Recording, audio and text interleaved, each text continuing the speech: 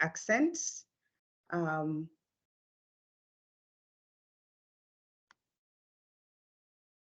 So welcome to this session. We will be having 4 panelists, and I'm now happy to commence with the session. On behalf of SNV, the Coalition of Action for Soil Health, I take this opportunity to welcome you to this side event of the UN Food System Summit +2 stock taking.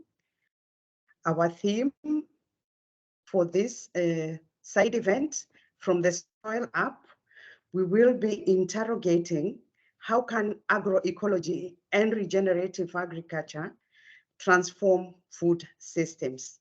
My name is Mary Njuguna, consultant with SNV, long-term international development practitioner, managing agriculture programs. I'll give a highlight of the objectives, as you may have seen. In this webinar, we want to raise awareness. We want to enhance understanding of this sustainable farming system among stakeholders. We want to spotlight how these systems can help mitigate the impacts of land degradation, enhance biodiversity, and the important role in food systems transformation. We also want to showcase multi-stakeholder action by spotlighting collaborative efforts that are already underway, drawing from a range of stakeholders, including science, policy, development, conservation, and private sector. This will serve to inspire us all and instruct others in the potential for joint action. We also want to highlight evidence and impact. We want to share cases that will illustrate the real-world impacts of agroecology and regenerative agriculture. We aim to link these farming systems to food and nutrition security improvements, as well as livelihoods. And finally, a call to action. We want to, through this session, mobilize stakeholders to further invest in these farming practices by underscoring their importance for a positive impact on the environment, the economy, society at large. We aim to galvanize increased support for agroecology and regenerative agriculture. To lead us in this conversation, we have 4 panelists coming from practice. We will begin with an opening statement by Hassan Gome of AGRA. He will be highlighting the link of agroecology and regenerative agriculture, tackling land degradation and improving soil health and food systems transformation. He will be highlighting the role of smallholder farmers and the importance of inclusion of women, youth, and vulnerable groups, of course, focusing on challenges and opportunities in Africa. Hassan Gome is the resilient expert at AGRA. He is an international development expert with over 20 years of experience with specialization in climate change, poverty reduction, livelihood development, environmental management in Africa. And in AGRA, he is the technical lead on the integration of resilience building and building principles, actions, and innovations in Africa's agriculture transformation agenda.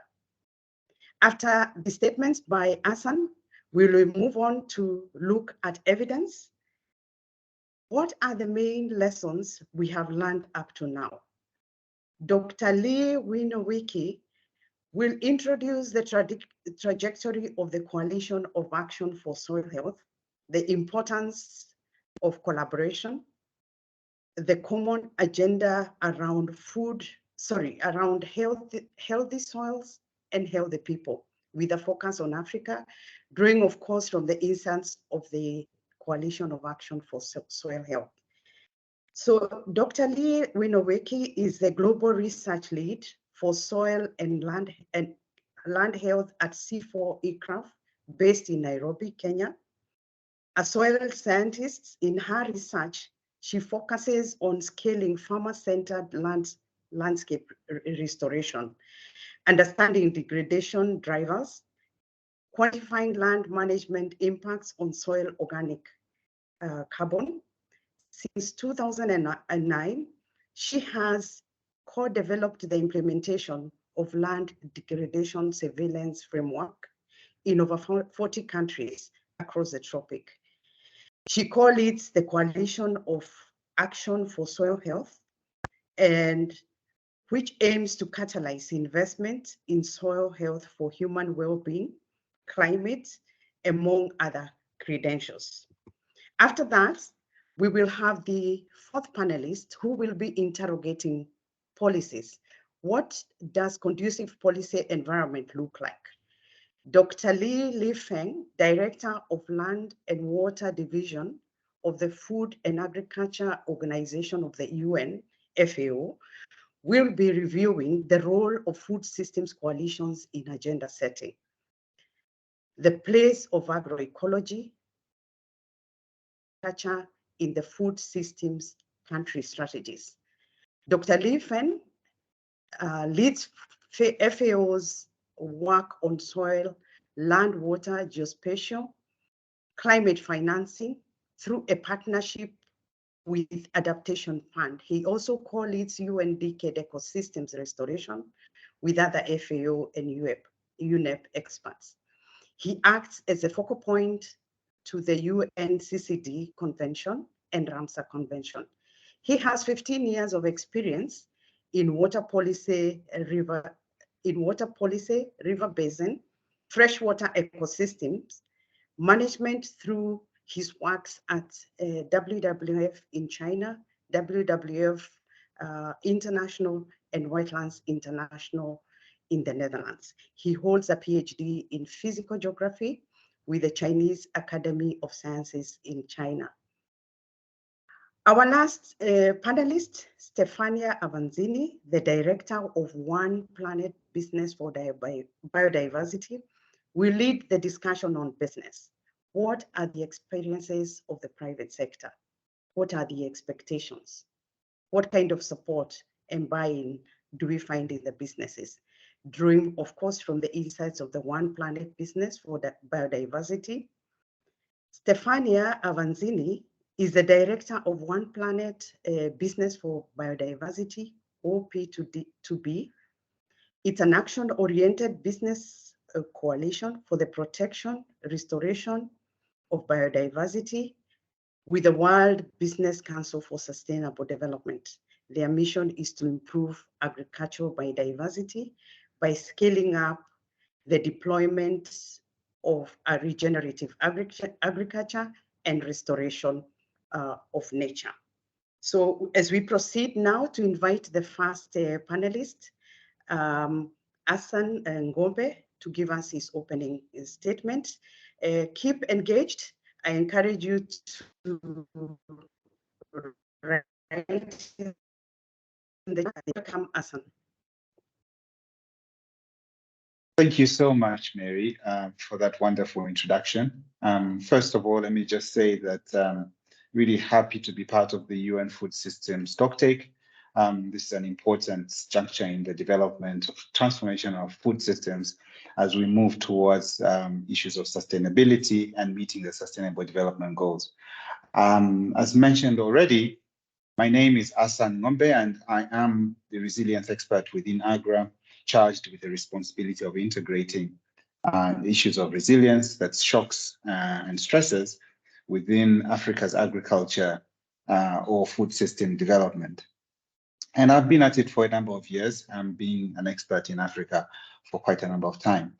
But just to dive into the subject at hand, and my duty today is really to try and put the whole of this regenerative agriculture, agroecological production systems within the context of a food system that responds to our immediate priorities on the planet, which is issues of the planetary health, people's prosperity, and obviously the well-being from an economic point of view. The whole of this topic is being discussed within a number of key trends that are happening concurrently within Africa. We have a continent that's vulnerable to climate change. Over the years, we have seen shocks from perspective of drought, floods, disease, and pests that we've seen within our agriculture systems. And all this is happening within an agriculture production system that is generally giving low productivity.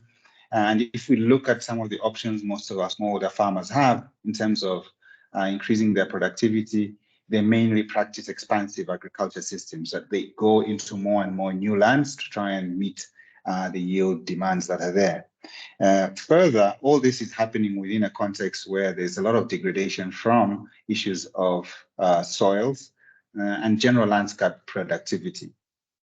Again, to give a little bit more context, Africa is one of the most vulnerable continents with regard to climate change. When you look at the resilience indices that have been put together and comparing these to the other continents in the world, Africa ranks really, really low in terms of capacities to adapt or respond to the shocks that it faces from climate change. And this impacts the food system negatively.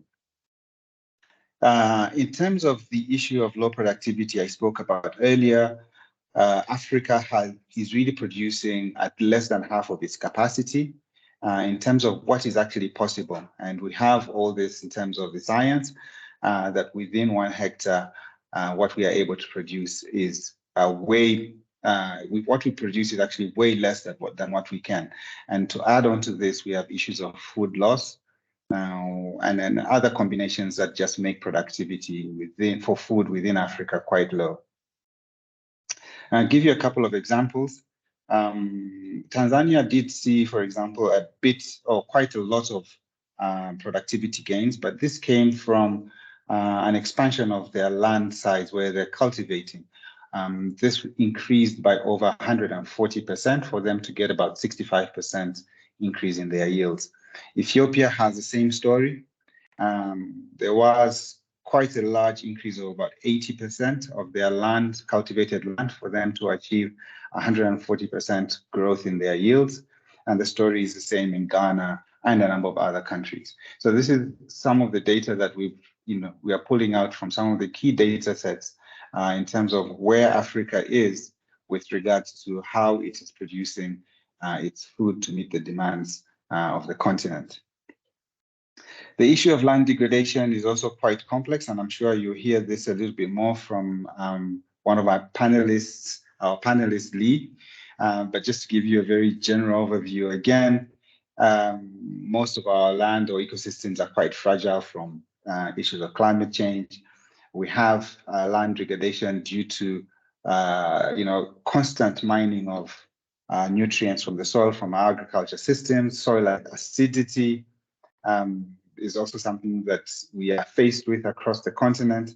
And then with regard to our production systems, we have an agriculture system that is more or less maize dominated with limited legumes that we see on the continent. So the issue of diversity is something that we are battling with as well. When we look at the capacity of our soils to hold water, this is also a challenging issue because of the ecosystems that's continuously degrading. So with an increasing population and then the demand for food, what options does Africa have? This brings us to the issue of what kind of sustainable solutions that are available for Africa to be able to produce food in a manner that takes care of its planet, as well as takes care of the people. Over the years, and lots of scientists, a lot of experts have tried a number of solutions, and amongst them are what we are calling is sustainable intensification principles. And these have been named differently by different experts across the continent or globally. But basically, the principles are the same. For us to have a food system that is high yielding, but does not take out of the environment or reduces the environmental impacts. Further, if we are able to achieve this, we're pushing for a system that we will be able to have it as a high yielding, but with a reduced rates of agriculture expansion for us to be able to have a reasonable or a healthy stock of our ecosystems for it to be able to regenerate and provide other ecosystem services for our own well-being, and for example, for us to mitigate against climate change. The issue of social inclusion is one of the key issues that we have been battling with within these sustainable intensification principles. For us to have a system that works for those that are marginalized, women, youth, and other marginalized groups. Another complexity within the whole of this is that most of these practices are context specific. Africa being as diverse as it is, there is no one size fits all solution. So the focus of these principles has been for us to follow a more nature-based solution, such as agroecology and or regenerative agriculture. And I say and or because a lot of the key underlying principles seem to be similar. And that's why I'm saying and or. The whole idea, as mentioned earlier on, is for us to focus a lot on the issue of biodiversity, soil health, animal health, reduced external inputs, for us to encourage recycling, that's reduction of waste, to encourage connectivity across the different production systems, and for us to be able to have governance systems that are equitable, participatory, and provide for the diverse needs of the continent. So this is in a nutshell what we have been pushing for in Africa with regards to regenerative or agroecological principles within agriculture. Key output areas, if you move to the next slide, please. Key output areas that we are pushing for is for us to be able to measure or increase soil carbon. That's really key for us to be able to keep the carbon that's in the soil in the ground. Another one, which is what we are really pushing for, is for us to have food security, to increase the crop yields in a diversified manner, of course, whilst at the same time dealing with the challenges of climate change. The whole philosophy is built on us having soils that have a balanced biological system. And in this regard, agroecology and regenerative production systems have been pushing for practices such as cover crops, crop rotation, composting manure, inoculation, etc., etc. Now, these, as I mentioned earlier on, are not new really, but I think it's for us to be able to focus our attention, putting the whole menu together for us to focus on the issues of how and what we get out of it, which is the outcomes and outputs of these systems. In the implementation of these principles, and I can speak from the perspective of AGRA, where we have been having a number of focused interventions around these key issues, there are a couple of challenges that we have faced. And a number of them is that there are multiple frameworks that talk about these sustainable intensification principles. And this makes it a little bit difficult for us to track sometimes in terms of scientific tracking, because it means different things to different people and different places. So we find the same program being implemented in Kenya, for example. We have a program in Kitui, Makueni. These are counties within the country, and each are implementing different practices. But ultimately, we are all looking at similar outcomes. So this presents a little bit of a challenge with regard to how we track and measure these principles. Hence, we are all tending to focus on what the outputs and the outcomes of these principles. We have noted a low adoption. I think we need to be a little bit patient, but within this scenario where we have no time, it is really presenting as a challenge. And so we need to increase adoption rates. The second part of this is that these principles or this type of agriculture actually cost money. We need to invest. An investment from a perspective of knowledge and actual financial resources. The issue of us being able to meet the development needs, the immediate development needs, versus for us looking at the long-term benefits, is something that we also constantly have to deal with as we implement these projects.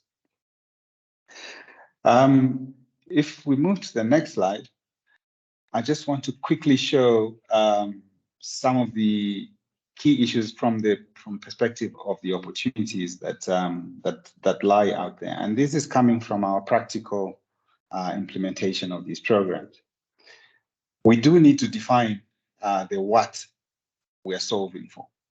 This focuses on our investments in knowledge, particularly that this is a knowledge-intensive area. If we're focusing on water retention, we need to invest in that. If we're focusing on soil nutrients, we need to focus. If it's conservation, we need to invest in that.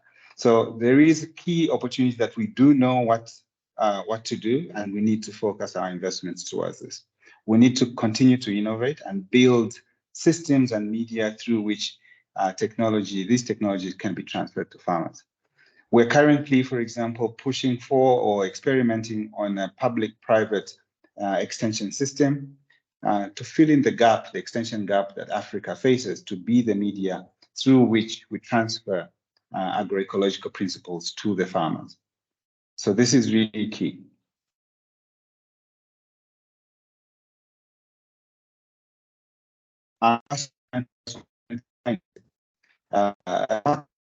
Where we partner with private sector is something that we are testing, and there is considerable interest within this area. There is still a lot that needs to be done. Just a few days ago, I was listening to another webinar where carbon financing is used to develop and distribute cooking stove. This is an option we could use. If we're able to measure soil organic carbon and get carbon financing, we could push for more regenerative practices on the ground. Another key opportunity is that these principles are not really new to most farmers in Africa. A lot of farmers have practiced diversification. They have practiced soil management practices. So we're not starting from zero. So that's a key opportunity we need to build on. And they are also built within Africa's cultural practices. We've seen this in the way, for example, some countries harvest wild fruits. They wait up to a particular season to allow forests to regenerate. In the boxes, I show some of the evidence that we are finding out from our projects in Kenya, is that at least 50% of, yes. Am I out of time already? Let me just wind up quickly. So you can let me just say that, yes, these practices are not new.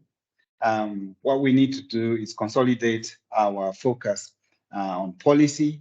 Let's look at how the other policies integrate within these systems for us to be able to have a concerted effort towards regenerative and agroecological principles. So let me end my presentation here and wait for a very meaningful discussion. Thank you.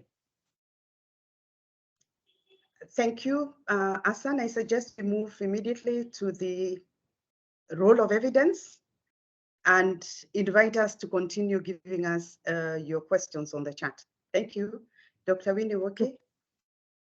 Great. Thank you so much, Hassan, for that fantastic introduction. I'm Lee Winnie-Woke from C4E Craft, and I'm so pleased to be here today because yesterday we had such a fantastic opening at the UN Food Systems Summit Stock Taking Moment +2, and there were 2 sessions yesterday morning on the role of evidence. In fact, Dr. Agnes Kalibata opened those sessions talking about the importance, the critical importance of tracking our progress on food system transformation.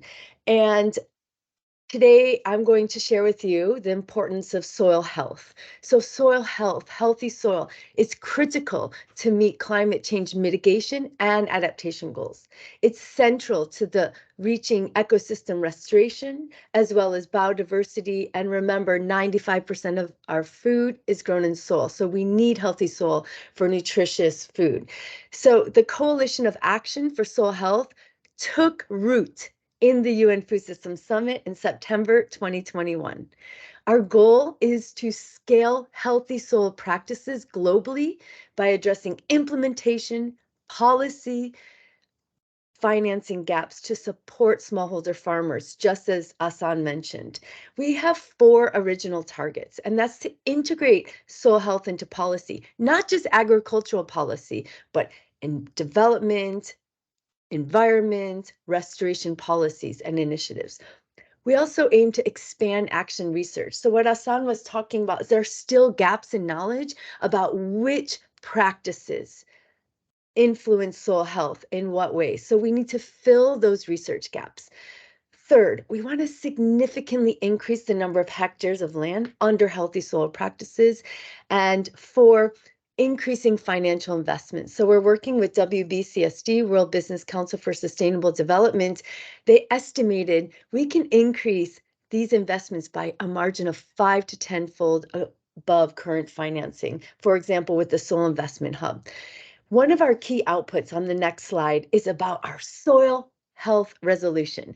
So if you were here yesterday or you're on Twitter, the UAE Minister of Climate Change and Environment, Miriam Al-Mahari, announced the Food System and Agriculture Agenda for COP28. She has promised to make sure this COP in UAE will be the COP of food systems. And we know that healthy soil is critical for that. So the Coalition of Action for Soil Health is supporting member states to bring forward the soil health resolution. It is simple, it's concise, and it consists of 5 elements. Recognize that soils are critical and the foundation of regenerative food systems. Affirm that agricultural systems are part of the climate solution. I do not want to keep reading reports that agricultural systems are the demise, are the cause of climate crisis. Let's make sure they're part of the solution.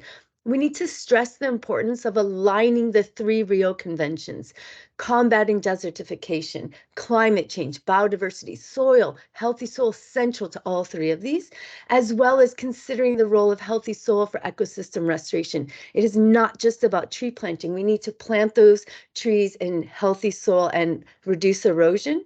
And finally, it's just an affirmation that we need further international and local action to revert and stop degradation processes. So any member states, any organizations that want to work to bring this soil health resolution forward, both at COP28 as well as the UNEA in next year, please reach out. The next slide just highlights our roadmap. So we start in the soil and we go through these events, awareness raising. If you scan this barcode, it will take you right to the soil health resolution page. We launched the resolution at COP27 in Sharm el-Sheikh. We had a fantastic support from many stakeholders. We were at Aim for Climate with the US government, and I hope those of you who are here in Rome have listened to Carrie Fowler, who has really just launched the Vision for Adaptive Crops and Soil, and we'll be working with the US State Department to bring soil health forward. And the big star is where we are today at the UN Food Systems Summit stock-taking moment. So really so pleased to be here working with all actors, governments, private sector, research, farmers organizations to make sure soil health is on the agenda. So with that, Mary, I hand it back to you for our next panelist. Thanks. Thank you very much, Lee Winowiki. I love your passion on soil.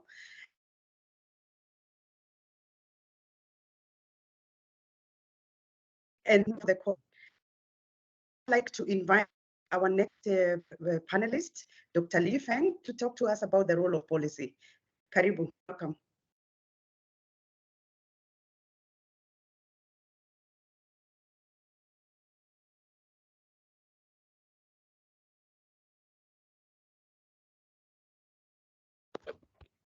I don't hear you.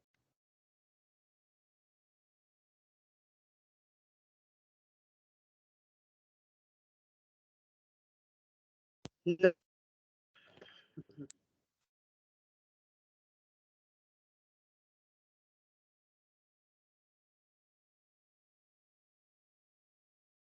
Can you hear me now? Yes, okay. You're back. Apologies for that technical glitch. Good morning, colleagues. It's my pleasure to attend this webinar. As a UN specialized agency and knowledge-based organization, FAO has a long history of advancing the science, technology, and policies for transforming agriculture. And to achieve the 4 betters in FAO's strategic framework: better production, better nutrition, better environment, and better life.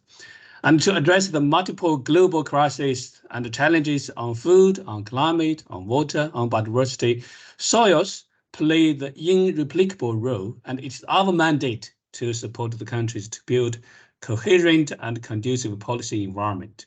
Let me briefly share with you a few policy-making priorities on soil and food. As mentioned, the soil is where food begins. 95% of our food is produced on land, starting with the soils and water. On the other hand, it's also mentioned that the soil degradation is a global challenge. And in fact, 1/3 of soils on this globe is degraded. So to achieve food security, we need to really create a policy and other enabling environment to restore degraded soils, to restore and maintain the soil fertility and make them more productive. FAO has already endorsed and published 2 policy documents.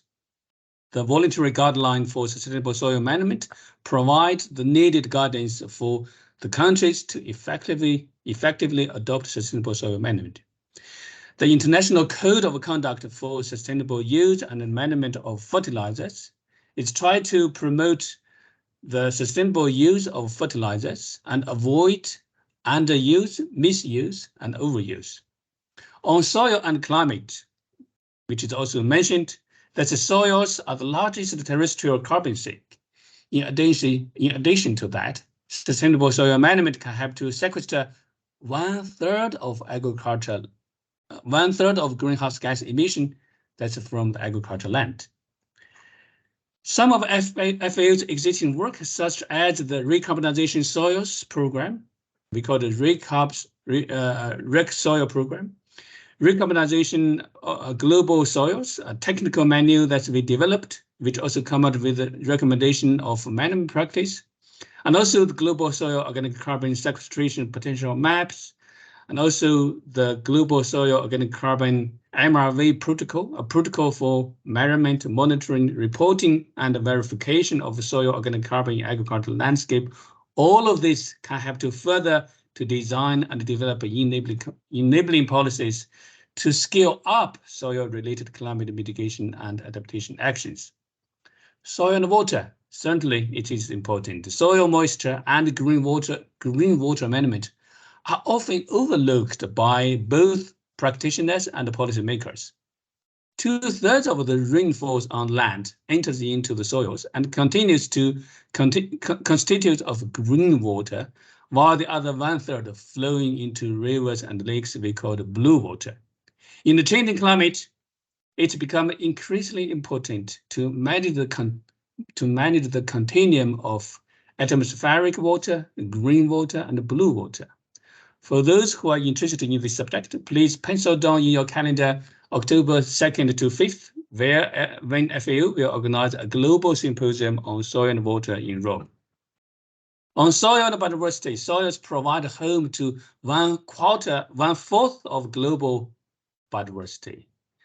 Recognizing such importance, FAO organized a global symposium on soil biodiversity and compiled the report, The State of the Knowledge of Soil Biodiversity, and also come up with a summary for policymakers. Further, FAO established a global network on soil biodiversity and launched last year at the COP15, the Global Soil Biodiversity Observatory Network, as well as received the mandate from COP15 resolution to further support countries to enhance the works and monitoring on soil biodiversity. Dear colleagues, as this event proposed to look from the soils up, I provided these important points for a conducive policy environment. The soil community needs to be closely involved in all policy development processes related to food, to water, to climate change, land degradation, nutrition, and biodiversity, so as to ensure the consistency and effectiveness. Lastly, on behalf of the Global Soil Partnership, I warmly welcome all the partners to join our effort to advocate for the policies and the practice of sustainable soil management. Our guidelines, manuals, and code of conduct, voluntary guidelines can provide the valuable support to the implementation of agroecology and regenerative agriculture. Together, we can develop and implement integrated solutions with full consideration of the interconnectedness of the soil, land, water, climate, food, nutrition, health, and biodiversity. We can create a future where all the four betters will be achieved, and so that we can ensure a lasting and sustainable impact on our people, prosperity, and the planet. I thank you very much. Thank you, Dr. Lee. I'm just jumping in here on behalf of Mary, as she's having some issues with her connection. Stefania, can you please jump in for your next session? Thank you. Thank you very much for inviting me. I'm delighted to be here. So I'm Stefania Vanzini. I work at the World Business Council for Sustainable Development, and I'm so delighted to be here with so many partners also in the conversation. So very much engaged effectively in the Coalition for Soil Health. And as said, I would like to briefly share with you the perspective of why are businesses now interested in soil and in soil health. And effectively, I'm also driving a coalition called One Planet Business for Biodiversity that 4 years ago, so value chain actors came together because they realized that the status quo in agriculture was hurting their business and was hurting farmers' businesses. So as beautifully explained before, they had seen that our current intensive agricultural model was actually due to the pressure of climate change and the high vulnerability was actually decreasing their yields. They were seeing that now 1 out of 5 years, for example, is a good year. For example, for potato growers across Europe, where before it was actually exactly the opposite ratio, like a bank used to give loans because only 1 out of 5 years was a bad year, and now 1 out of 5 years is a good year. Just to give an idea of how much actually the current status quo in agriculture is hurting the farmers' businesses, and then of course then affecting all ag value chain actors' businesses. And this is why we can call them off-takers also. They realize they cannot contribute to this transition alone, and there was a need for collaboration. And this is probably an important point to emphasize, is there is a real need for collaboration to actually transform our food production systems. To maybe ground it more concretely, what are today companies doing to support a transition towards an agroecology, regenerative agriculture, farming practices? And first thing they are investing with supporting with price premiums, the adoption of a basket of practices. So their commercial terms are put on the table. The second thing is providing technical assistance, which is important, and then some of the most advanced ones are also doing, for example, partnerships with banks, so that more preferential loans or preferential insurance terms are offered to farmers who are transitioning. That's just to ground this a little bit more concretely. But I cannot echo more with some of the challenges that were already highlighted but by my colleagues here today. And one of them is for sure that there is no yet universal accepted definition is what is the transition? What are we transitioning to? What is regenerative agriculture? Which system are we actually trying to promote? And this is why at WBCSD we're extremely we're engaged since 2 years already in an initiative called the Regen 10. Regen 10 is a multi-stakeholder platform that really tries to answer the question, what is the collective understanding? What would it take for 50% of the food production to be produced in a way that has positive outcomes for the people and the planet? And so we're extremely engaged there. And one of the concrete missions is really, can we also contribute to design a farmer-centric and community-centric framework that actually allows us to measure what are the critical outcomes that need to be measured on the ground. Another thing that was mentioned, and I just want to echo, we extremely agree, is that we're really looking into, agriculture is so context specific that here we're trying to promote a farming approach that is really outcome based. So we're not trying to be prescriptive on the practices that need to be used, but there is a basket of a lot of practices that need to be place-based and adapted, but what are the critical outcomes that we're looking at on the ground? And I can only echo what has already been said. We're really looking from a company, from a private sector point of view there, we're looking at the same impact areas. How can we improve above and below the ground carbon sequestration? How can we improve biodiversity above and below the ground biodiversity in and around the farm? Because we also need to look at also beyond just the single farm, but at the whole landscape, because we're looking at how the ecological corridors that are necessary for the pollinators. How can we improve water quality and water retention? And of course, then reduce water pollution. And last but not least, most important is how can we make sure that we improve farming livelihoods? So it's about improving overall soil health, one of the most important things, but also improving farming livelihoods is an important aspect. And maybe last but not least, I want to echo some of the policy, key policy enablers that we most probably need. And one is for sure is how can we recognize the importance of measuring outcomes and agreeing on the most important outcomes that we want to measure at farm, landscape, and global level. The second very important one is farm economics. Today, one of the main barriers why farmers are not adopting and shift transitioning towards more regenerative farming practices is that the risk of the transition is too much on the shoulders of the farmers.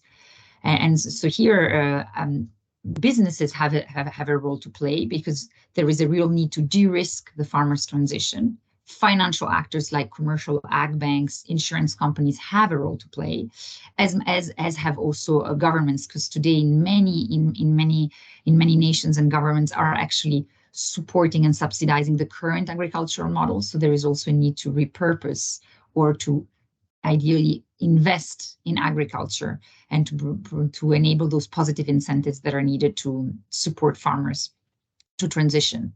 Another important point that was mentioned, I just want to echo that, is that there is a real need to develop a peer-to-peer knowledge network that can actually support, as agriculture is so place-based, evidence-based at a local level is very important, and especially on the African continent.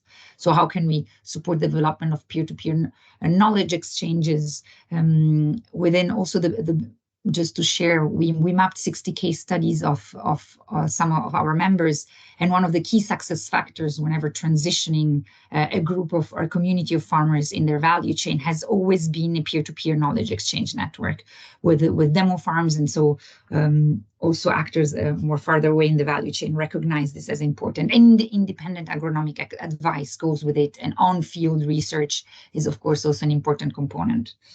And so probably to conclude, as a call to action here, I want to emphasize is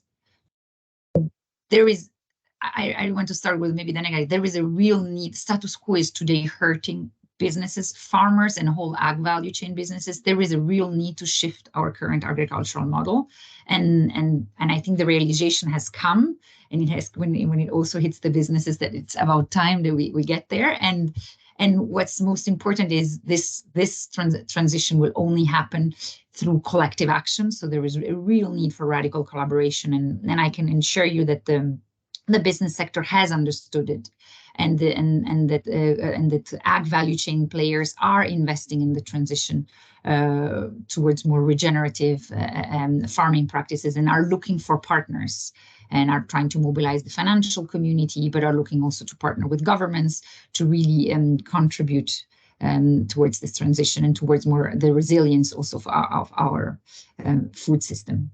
Thank you very much.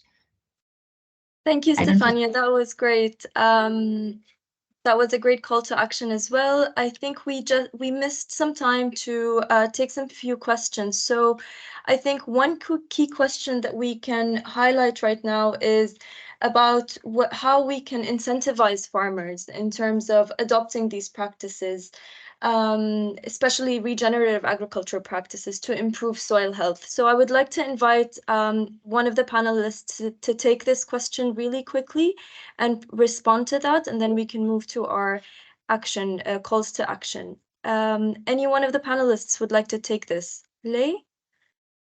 Go ahead, please.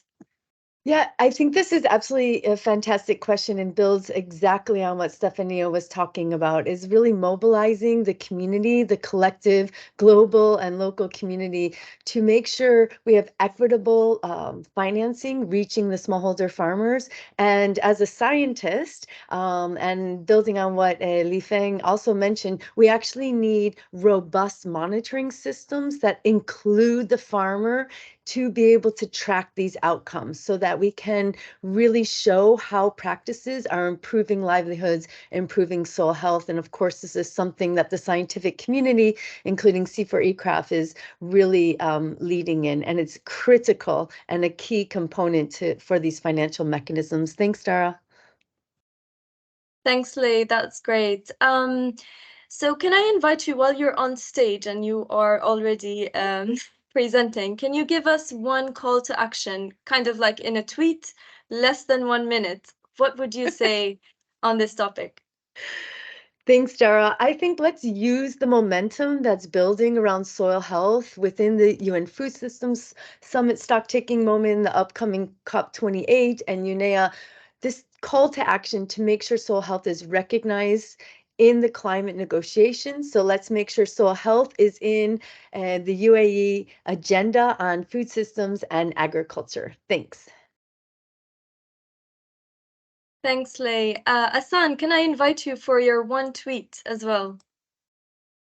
Thank you so much. I think from my perspective is the convergence of the different agendas within the Sustainable Development Agenda.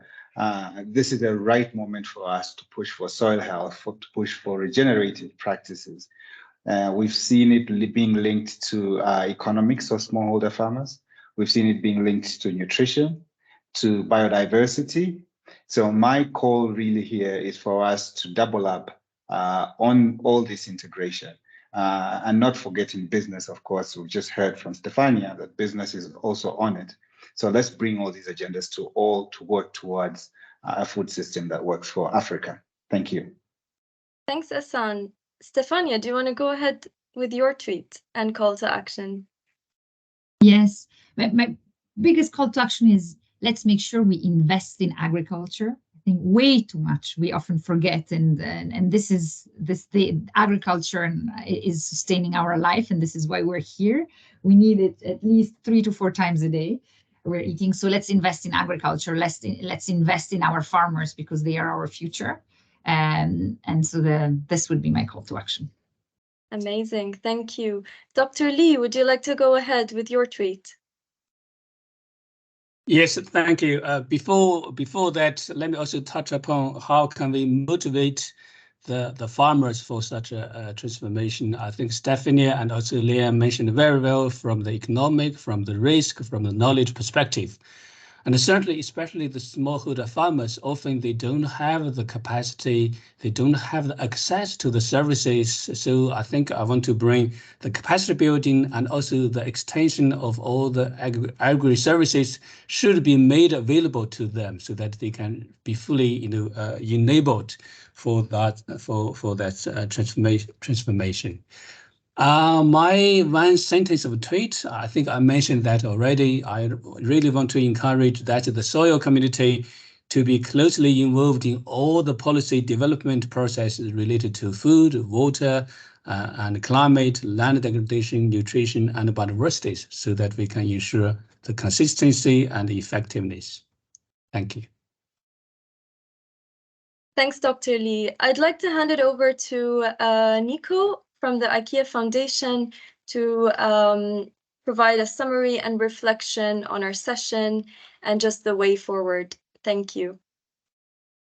Thank you very much, Dara, and thank you to SNV and the Coalition for Soil Health to organize this important side event. And most important, thank you everyone online to listen with us today to these 4 wonderful experts. We've heard their views and expertise in working on the transformation of food systems to be more regenerative and agroecological, from the views of civil society, knowledge, research, and business. And we've heard about the importance of healthy soils for healthy food and healthy environments and healthy nutrition. At IKEA Foundation, as a philanthropic funder, we started about 5 years ago to invest in regenerative and ecological transformation. And I think many of the issues mentioned here today are also at the forefront of what we try to achieve. And I want to reflect on a few aspects that were mentioned today. The transformation, we think, needs to be holistic, diverse, but also very context specific. And it needs to focus on more than just technological practices. I think we heard today that the transformation needs a vision and a common framework for everyone to unite around, such as Region 10, which was mentioned and which we're also working on. It needs to be farmer and community centric. That means it needs to address the needs of the farmers and to together with them develop demonstrations and business models that work for and with farmers, to give voice to women and youth, and to be inclusive to all stakeholders to have a seat at the table and be involved in the decision making. But the transformation also goes beyond the farm. It needs to look at the role of the farm in the wider landscape. It needs to look at biodiversity improvements and ecosystem services.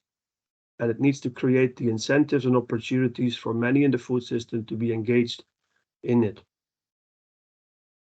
The transformation will need finance and investment, public and private, to go down to the ground and de-risk farmers.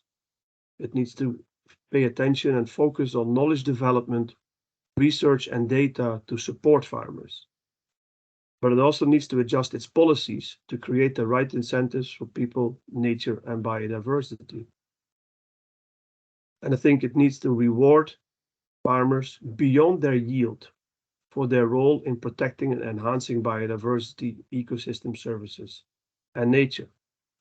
And last but not least, it needs radical and deep collaboration. No one can do this alone.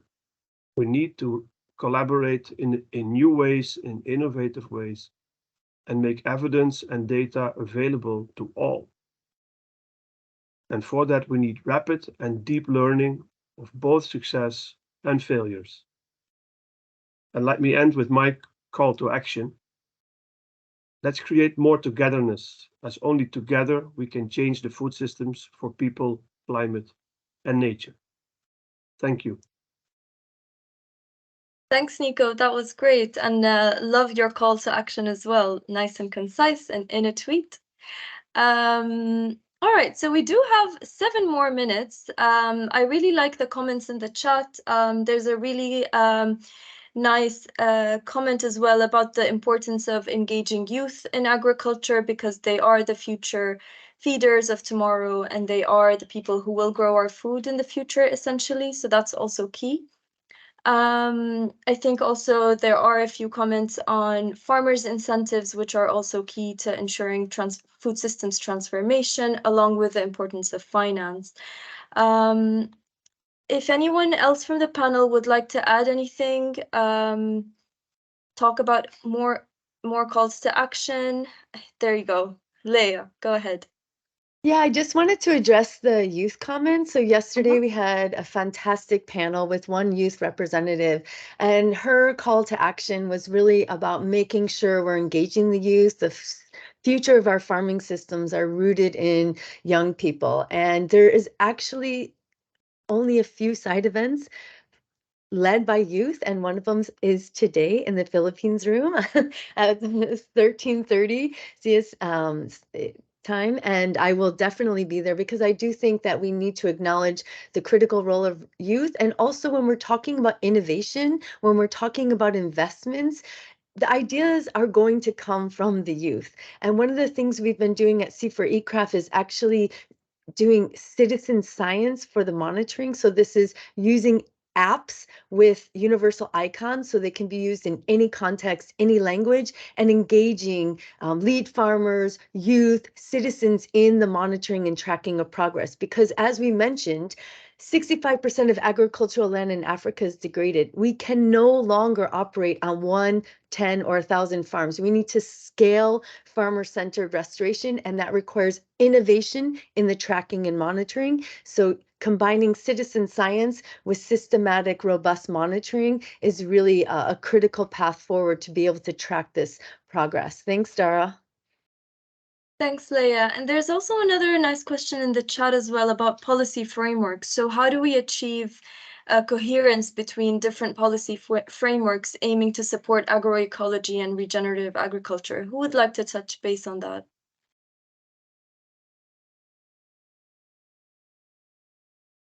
Can I have a go on it? Go ahead, please.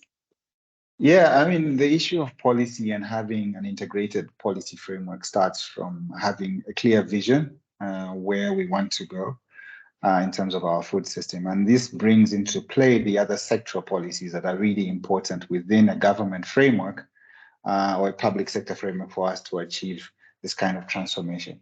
It's not an easy thing to do, looking historically how most of our governments have been put together from a silo perspective.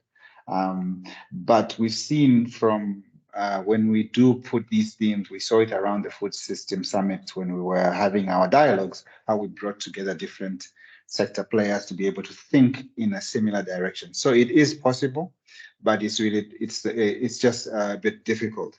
The key thing for us to achieve this is integrated planning from a focused perspective for us having a common vision. Yeah, so that's what I would say on that. A lot of evidence that has to come on board, of course. Thank you. Thanks, Asan. That's great. Dr. Lee, go ahead. You can jump in. Yeah. In addition to what has been mentioned about Asan, I think at the global level, we FAO, we have the Sustainable Soil Management Guidelines, but really the key is how to make sure that the global guidelines can really be implemented at the national and local level. If you look at the national processes, I think soil communities certainly need to be much better involved in the national policy settings. Let's look at the NDCs, let's look at the NARP process, National Adaptation Plans, but also the National Biodiversity Action Plan framework as well. And also the food pathways, how the soil's role has been fully recognized in the food pathways. And similarly for other sectors like on water, FAO is also launching the National Water Roadmap, for which the land and the soil management is crucial to support the integrated water resource management. I think at the national level, certainly we need to be much better positioned to advocate for soil in all the national sectorial plans, but also be able to use the evidence that's we witnessed on the ground to convince the policymakers that take on soils fully on board. Thank you. Thanks, Dr. Lee. That's great. We have 2 more minutes.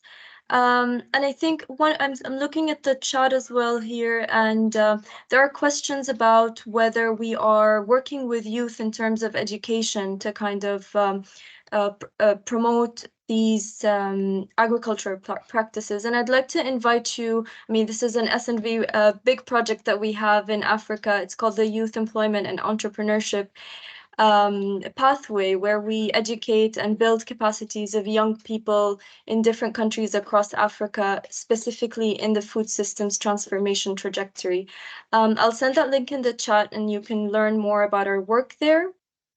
1 more minute. I think we are able to close. I'm just trying to collect all of these questions. Ultimate ideal solution. Yeah. I think let's close the webinar. I will share with you all the presentation that we've presented here during the webinar. Thanks to all our panelists. You were all great. And thanks for the great engagement from our audiences. We will also collect some questions, and if there's anything that's important, we'll send it in the email follow-up. So thanks a lot. And enjoy the UN Food Systems Summit. Thank you. Thank you. Thank you. Thank you, everyone.